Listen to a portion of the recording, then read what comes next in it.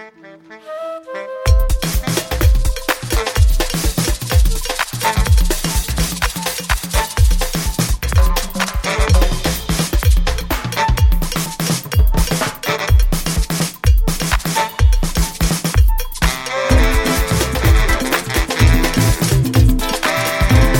to be joined on the show by Kathleen Calhoun. We had a great conversation off the air. So fun to bring her to all of you, the listeners.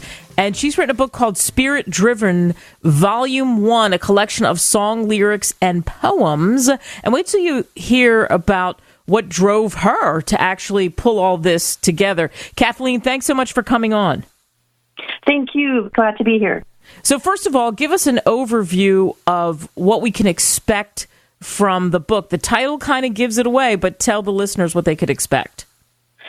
Right. SpiritDriven is a collection of song lyrics and poems, and primarily they are written in such a way where it captures, if you will, intimate moments with God in the soul's journey for seeking His presence. And it's a personal revelation that comes through these poems and lyrics during a time of intimacy with the God whom we seek.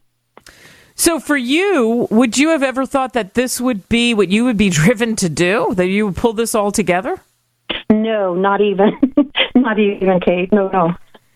So I love that, because I know people are listening to this like, wait a second, how did you do that? What was it? What was it that was inside of you, that something happened, that you got the nudge? What was the nudge like?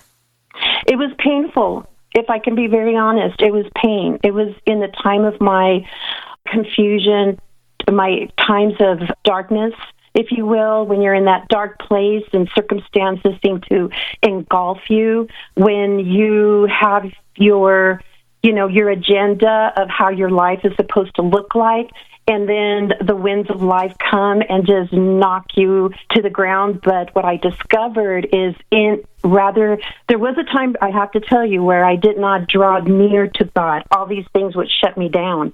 And so I got to the point where I'm just like, no. There's got to be a way to change my mindset. And so there are different avenues to do that. Mine was to take God on His word and say, okay, so you say, abide in me. I don't know how to do that necessarily, but I'm going to ask you to show me. You also say that you're going to not ever leave me or abandon me. So I'm going to take you on your word from John 14 that says, I will give you a spirit that's your guide and a spirit that will be your teacher. And so I started this I didn't want to be a victim. I wanted to be a victor. And I also wanted to look at lessons, but I had to get a freshness in me, a fresh look, perspective. And this is how I found it, through coming to God, during those moments of pain. And I don't have a giving up spirit, but I've been close to feeling. I know what that feels like. And so God stepped in the darkness of my day, I would say. Wow. So we're speaking to Kathleen Calhoun. You can pick up the book on Amazon, etc. SpiritDriven, Volume 1, a collection of song, lyrics, and poems. Here's what I love. There's people listening to us that are like, come on, I've tried that and I'm frustrated, or now I'm an atheist, or now I'm agnostic, or whatever. So I like that you say you took a leap of faith, right? I did. How hard was it to do that, though? How hard was it to take your mind and say, oh, I'm in this dark place? How hard was it to make that turn? Well, I have some mentors, and one of their suggestions was, take a little time and just seek God out. And so I went ahead, and it's a candid prayer. It's come as you are. I loved that. Come as you are. So if I'm angry, I can come as I am. If I'm frustrated, I can come as absolutely God can handle it. So I did. And then at first, it was like pouring out, journaling, writing out what I was feeling, the emotions and the goals that I wanted to take. But these started to become intimate moments with God. And then I began to see that God, when He says abide in me, what that means, I discovered, is He is a revealing God. He will give you insights. He will change your natural eyes to eyes that can see deeper and wider. And what that means to me is there has to be a reason for all this pain. And so I've always wanted to know the lesson. Well, he showed me. It's like, wow, I now have a greater compassion when others are hurting. My passion right now is to reach out to those, because it doesn't matter how much money we have in the bank, how successful or high up the ladder we are, how much education we have. What matters is our well-being, and he is a God of wholesomeness.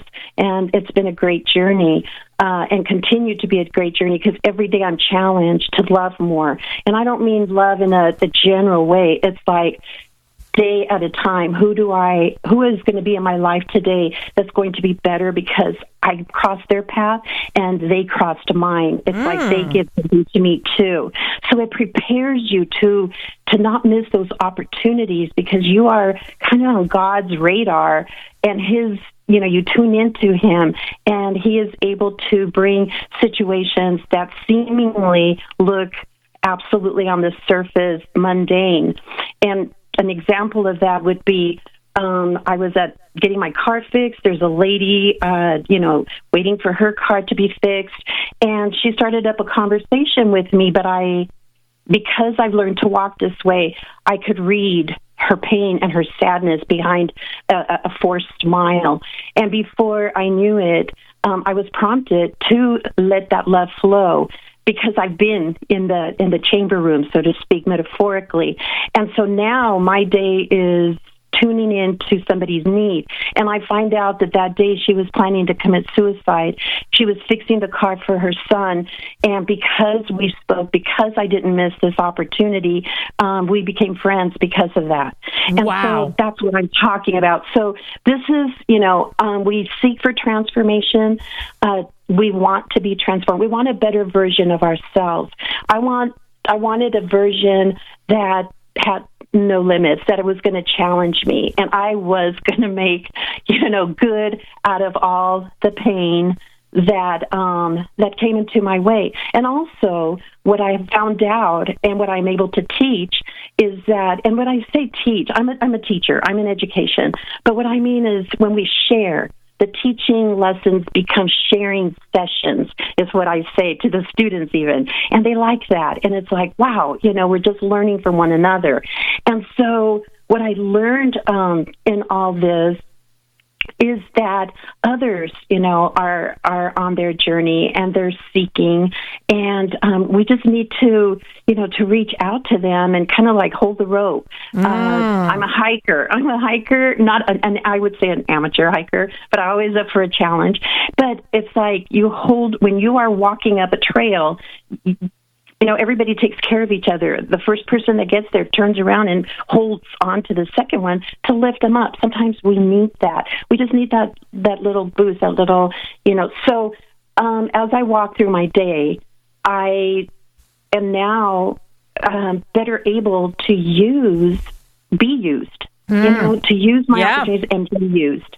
Well, I think that's a powerful story. We have a couple of minutes left, so I don't want to get out of this without having you tell us one of your favorite song lyrics or poems. You and I talked about that. Give it to us, Kathleen. Yes, I will. And this is, being in God's presence. Forgive me, excuse me. So I guess that one wasn't meant to be. All right. So here we go. An hour in the chamber room, in adoration and love, gets the healing ground ready to receive power from the dove. My secret place of prayer is my chamber place, where you reveal your will for me, and in spirit I see your face. So that right there shows that we come in the power of God's presence. And in that, we're able to have authority over the mindsets that are limiting, authority over our circumstances. So we learn to actually go into the eye of the storm, and the circumstances that once for me were enough to, like I said, just do me in. The circumstances are now stepping stones to learning lessons and knowing that all things will work out for my good and for others' good, and that I can rely on God's promises of providence, protection, purpose, and peace. Well, that's a perfect place to end this, and what a feel-good story and how it's unfolded for you. SpiritDriven, Kathleen Calhoun. You can go to westbowpress.com and you can order her book there. Kathleen, thank you so much. Thank you very much.